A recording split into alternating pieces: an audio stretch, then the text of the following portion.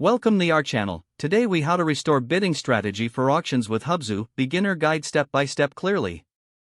To restore your bidding strategy for auctions using Hubzu, begin by visiting the Hubzu website. Log in to your account using your credentials. Once logged in, navigate to the dashboard section. Locate the auction you are interested in. Click on the auction title to open its details. Scroll down to find the bidding section. Review your current bidding strategy settings. If you need to modify your strategy, click on the Edit button.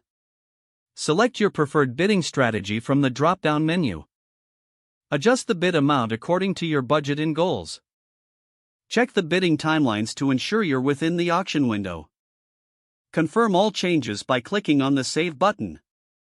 Review your updated strategy to ensure accuracy. Keep an eye on the auction for any updates or changes. Monitor your bids regularly to stay competitive. If necessary, adjust your strategy based on your observations. Once satisfied, you're all set to participate in the auction. Follow these steps to effectively restore your bidding strategy on Hubzu. If the page does not load, refresh the browser or try again in a private or incognito window. Make sure you are using the correct email address, then retype it carefully to avoid small typos. If your password is not accepted, use the reset option and create a new strong password you can remember. Check your spam folder for verification or security emails, then complete any requested confirmation steps. Enable two-factor authentication if available to improve account security and reduce unauthorized access risk. After signing in, review your profile details so your contact information and settings are accurate and current.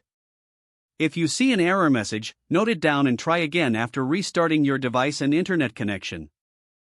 Log out when you finish, especially on shared devices, to keep your account and payment information secure. If the page does not load, refresh the browser or try again in a private or incognito window.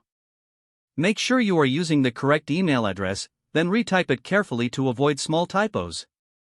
Don't forget to like this video and subscribe to our channel for more step-by-step tech guides.